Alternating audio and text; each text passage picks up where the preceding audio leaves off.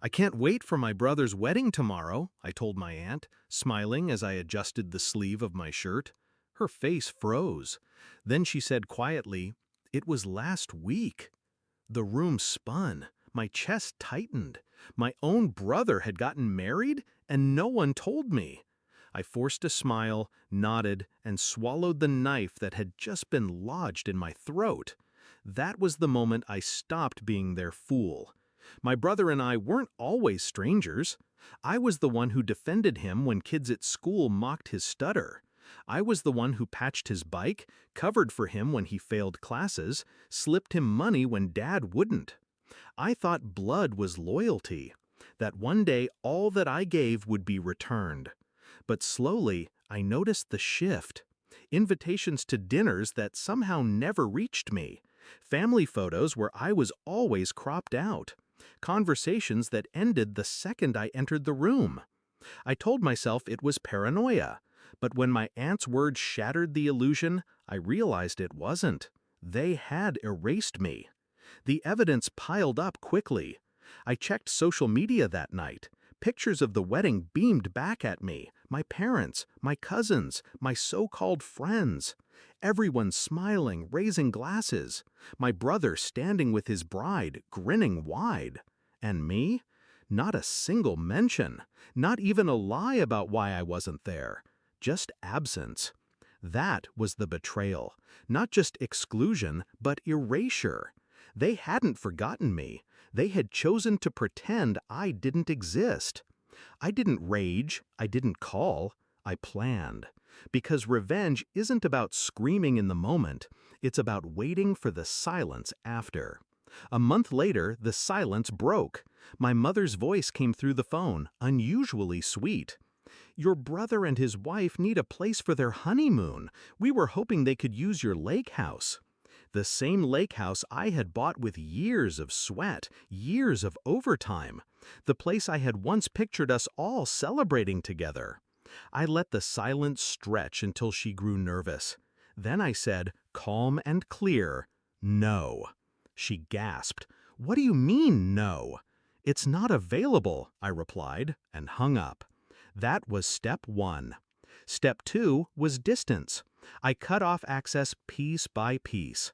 No more holiday invites. No more use of my car, my money, my connections. When they asked for help, I smiled and said, "I'm busy. Busy building a life without them. Busy feeding the people who had actually stood by me. Busy remembering who I was when their shadows weren't cast over me." Step three was exposure. When relatives asked why I wasn't at the wedding, I didn't hide the truth. I wasn't invited. Simple, blunt.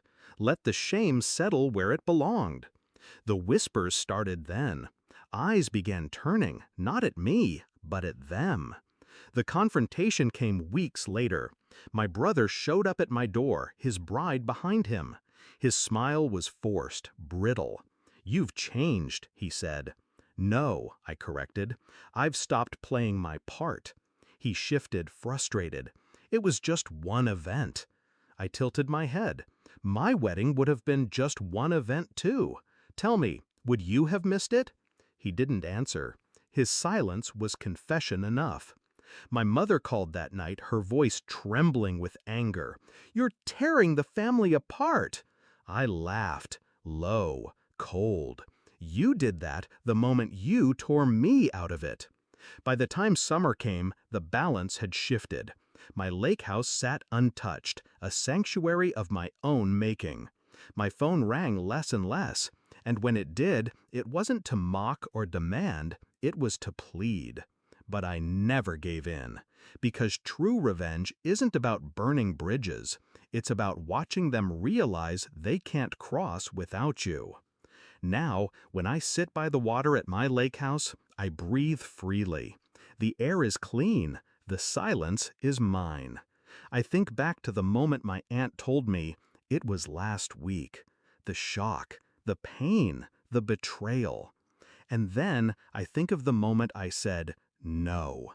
Small word, heavy weight. It was the first time they heard me. The first time I chose myself. They wanted me invisible, disposable. But now, it's them knocking at doors that no longer open. Revenge wasn't shouting, it wasn't breaking. It was a single refusal. It was absence. It was letting them choke on the emptiness they carved when they cut me out. And me? I've never been more alive.